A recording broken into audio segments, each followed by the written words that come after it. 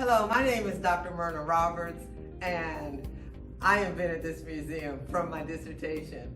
So, I'm a behavioral scientist and a rhetorician, and my specialty is African American townships, and also when cultures come together, when two or more cultures come together, I like to look at how they intersect, whether they collide, whether they melt together, or what happens.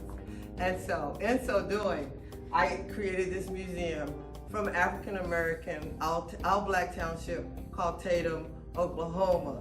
And as you can see, I say here that our blood runs deep in the red earth of the Chickasaw Nation. And what that's about is that even though this is Indian territory, our blood runs very, very deep, because in the Chickasaw Nation, they sent their African American slaves to Indian territory well before they came themselves. So we came here in 1838. They didn't come here until about 1845. So we were here before them. And that's why I say our blood runs deep in Indian territory, and particularly the Chickasaw Nation. This is Mary Tatum, L.B. Tatum, and this figure up here is his older brother, Eldridge Doc Tatum. And these are the people who settled the town of Tatum. But they weren't here alone. They came here because of these two. Well, everybody, you know, anytime there's a business deal, there's a whole lot of agendas.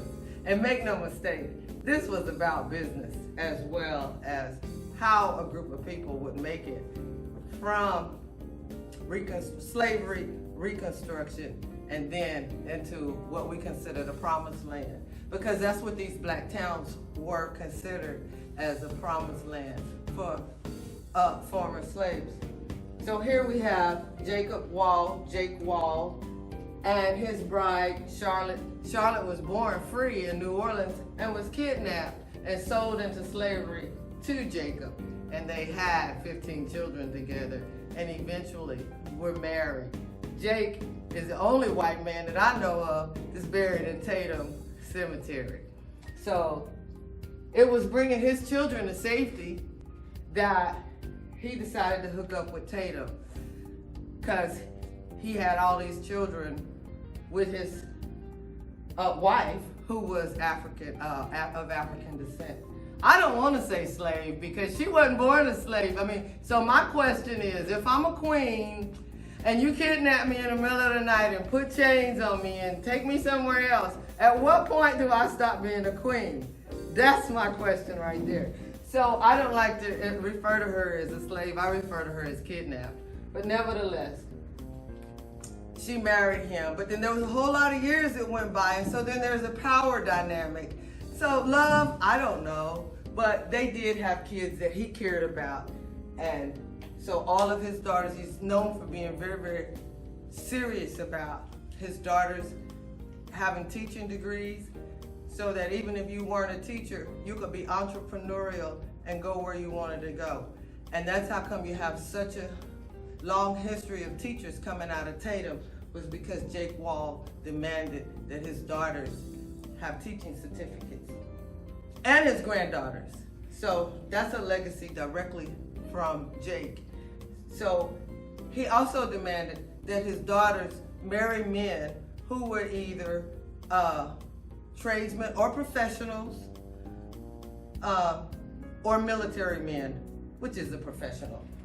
So in so doing, all of his daughters, and we come over here, married men that made up the town of Tatum. So one daughter married a Buckner, one daughter married a Carter, two daughters married a Swindle, one daughter married a Hooks, one daughter married a Jones, a daughter married a Austin, a daughter married a Lee, a son married a Thrash, and these are the names that make up the families that established the town of Tatum, along with the Chickasaw freedmen who were here before the walls came. So I say it like this: so that people can understand is that there were black settlements here before the Tatums and the Walls came here. Those people were like wearing leather and feathers. They came here, they practiced Native American ways. They were more kind of backwoodsmen. I'm not gonna call them poor just because they were backwoodsmen. I'm saying that they were wearing leather and things like that. Though these people came in here, they was dressed up and they brought technology and they were very, very educated. So you can already see where it was set up a way for a clash between two people, state folk and IT being the people who were Indian Territory people. Well, what's phenomenal about this is that each one of the 50 all-black towns was set up in that way. Those state folk came, and there were already black people in that location when they came. But this is the story of Tatum, Mr. Wall, Charlotte Wall, hooking up with the Tatums, and that's how it all happened. And this here is Mr. Wall's obituary. This is how we know he died in Chandler, visiting one of his sons, and it tells how he came back. The Masons of Tatum brought his body from Chandler, Oklahoma to Tatum, and that's how we know that he's buried in Tatum. What is critical to the success of the museum? I'm a genealogist. So when you're doing genealogy, there's two things that are important. The science of the DNA is important, but the family folklore and the family stories are also important.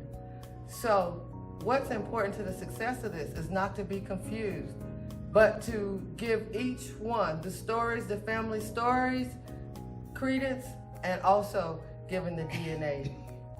So that's what's crucial. That's what's critical, is knowing the difference between folklore and fact. And I give them both footing. Why is it important to look to people who have lived your experience? So there's a such thing called phenomenology, and phenomenology is studying the lived experience. And that's what anthropologists do, that's what behavioral scientists do. And so I'm always looking for the lived experience. It's important because why reinvent the wheel if someone's already gone this way before you? So it's important so that you don't repeat old mistakes and that you can benefit from things that have already taken place before you. How has the project changed the work you do or plan to do? It's too new to know. It's too new to know. I have a question.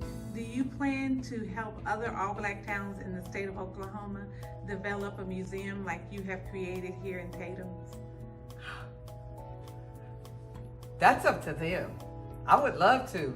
I haven't been invited, but I don't know them and they don't know me, but I've been all over the world gathering information for this museum. And so the information that I gather doesn't just apply to Tatum. It applies to all of the black townships. And so yes, I'm open for any kind of collaboration. But as of right now, I don't know them, they don't know me. Why did you make the decision to create a museum in Tatums, Oklahoma? Ooh, that's a very complicated question because I do nothing for one or two reasons. There's usually at least a triangulation of information. But the major reason was because I studied the town at a doctoral level, and I knew that there were fantastic miracles that happened here that people don't know about, and I knew that we had a fantastic history that we didn't know about, that Hollywood gives us a narrative about ourselves that tells us that we are poor, that we are desperate, and we are none of those things. So, or, it's just not a part of who we are. That's something that was made up in another place, and that's a made up make-believe place. And so when we see that on TV, we emulate what we see on TV. And so I wanted to give my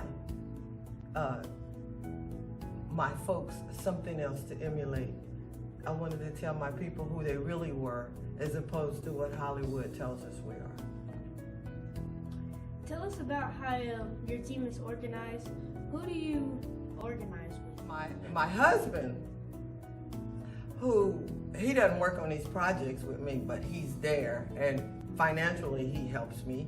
And he's a professor and a PhD also. So we bounce ideas off of one another often. And he is also African American and from this area. So we have a lot in common in that way. So my team consists of my faith and my husband. And you can't forget that I'm standing on the shoulders of giants who gave me a lot of the information before I got started. So other teammates have been the city hall, the city council of the town of Tatum, who allowed me the space and gave me the opportunity. And a few of the people here in Tatum, Mac Taylor and Bonnie Sue Hooks. But I really don't have a team. I really don't. I really need one. How are the decisions made in the museum? Ooh, okay. So decisions are made, since I'm a team of one, decisions are made by the triangulation of information. That sounds weird. So I'll explain it. Triangulation is 3. So if I hear something from 3 different places, so let's just say, for example, I'm walking down the street and I see a sign that says, Bajanaba. What is Bajanaba? Nobody ever heard of Bajanaba. So it's a new word. And so then, I get on a plane and I go to Kansas City and I hear somebody say, Bajanaba. Okay, so then the hair on the back of my neck is raising up because I heard that thing twice. Let's say I go to New York and I hear Bajanaba. Well, see, then that's how I zero in, kind of like a bat. I zero in on information once it's triangulated. And so that's how decisions are made. If I hear it 3 times, I don't mean, somebody whisper in my ear and then somebody else whispering. So I'm not manipulated by people. I'm saying that information is coming to me from 3 different avenues, and that's how I know I have a match.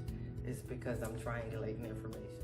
Who or what inspired you to get a doctorate degree and to work on this Project. I'm standing on the shoulders of giants, and so my mother and my Aunt Betty, and just so many people in the town of Tatum. I always say I was raised by the masters, because my daddy was a master sergeant in the Marine Corps. You can't get more strike than that. And my mother was a master teacher, so I was raised by the masters.